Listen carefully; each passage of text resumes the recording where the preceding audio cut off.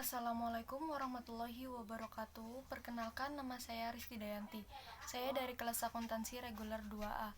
Di sini saya akan menjawab tugas dari mata kuliah Kewirausahaan Islami yang berjudul tentang penetapan desa wirausaha dan strategi pengembangannya. Yang pertama-tama, kita membahas tentang apa sih itu pengertian dari kewirausahaan itu sendiri.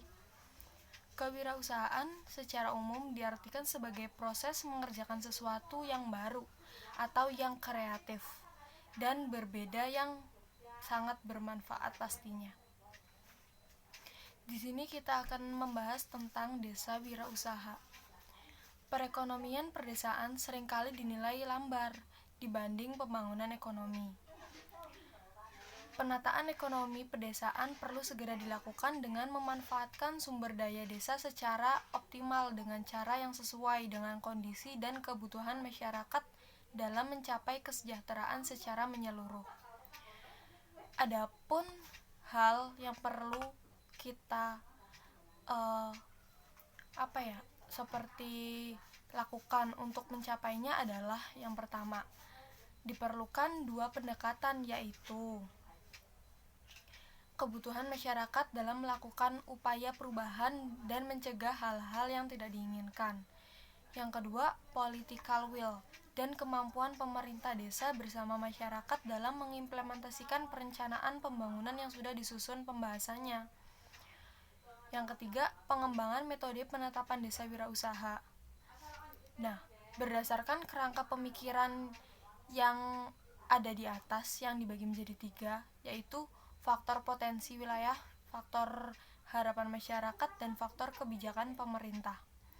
Faktor penetapan desa wirausaha dibagi menjadi 5. Yang pertama,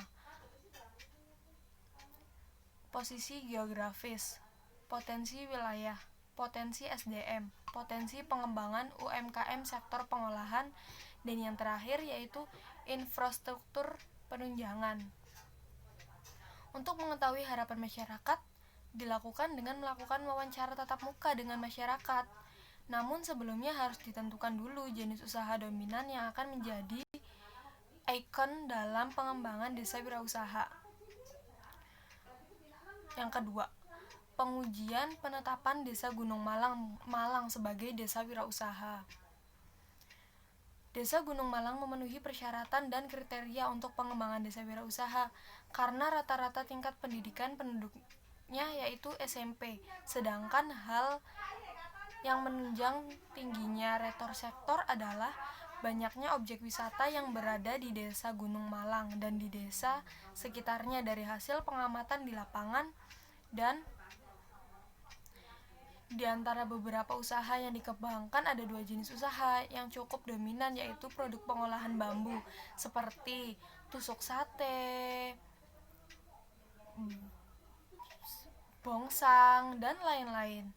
Dari kedua jenis UMKM yang dominan tersebut, masyarakat desa Gunung Malang memutuskan untuk mengembangkan produk pengolahan bambu sebagai produk utama dalam pengembangan desa wirausaha. Beberapa alasan yang menuai dasar pertimbangan adalah: yang pertama, produk pengolahan bambu menggunakan bahan baku dari desa sendiri, sedangkan produk konveksi menggunakan bahan baku dari luar desa. Yang kedua, produk pengolahan bambu menciptakan nilai tambah bagi hasil bambu di desa. Dan yang ketiga, masyarakat yang mengusahakan produk pengolahan bambu lebih banyak dibandingkan yang membuat produk konveksi. Yang keempat, produk pengolahan bambu merupakan hasil kreativitas masyarakat yang perlu terus dilestarikan dan dikembangkan. Yang terakhir, produk pengolahan bambu memiliki potensi untuk dikembangkan. Adapun strategi pengembangan desa wirausaha di Desa Gunung Malang, yaitu yang pertama, peningkatan kualitas SDM pengrajin. Yang kedua, peningkatan kualitas alat produksi. Dan yang ketiga, pengembangan kelembagaan usaha. Yang keempat, peningkatan kapasitas aparatur desa. Dan yang terakhir yaitu pengembangan promosi desa wirausaha sebagai wisata. Adapun 2 tambahan lagi yaitu peningkatan kualitas infrastruktur, dan yang terakhir penyiapan masyarakat. Dan di sini saya akan membahas tentang produk potensi unggul yang ada di sekitar rumah saya. Nah, kebetulan potensi unggul yang ada di sekitar tempat tinggal saya yaitu rotan. Rotan di daerah rumah saya sudah benar-benar mendunia, benar-benar sangat unggul dan memang banyak peminatnya. Dari berbagai kota bahkan negara, rotan itu sudah seperti terkenal lah, sudah menjadi bahan-bahan pokok untuk membuat apapun, baik di negara kita sendiri ataupun di negara lain. Rotan di sini bisa dijadikan bahan dasar, bisa juga dibuat kursi, meja, lemari, dan apapun itu. Karena rotan merupakan bahan yang bisa digunakan untuk membuat apa saja. Makanya kenapa rotan itu di sini bisa sampai mendunia, karena memang bahannya itu bisa digunakan buat membuat apa saja. Dulu rotan di sini benar-benar maju sekali. Cuma sekarang mungkin karena sudah banyak bahan-bahan lain yang bisa dijadikan alat membuat kursi, meja, jadi rotan sekarang udah gak terlalu ramai seperti dulu. Cuma sampai sekarang memang masih menonjol, masih ramai lah. Kalau daerah rumah saya memang terkenalnya dengan kota rotan.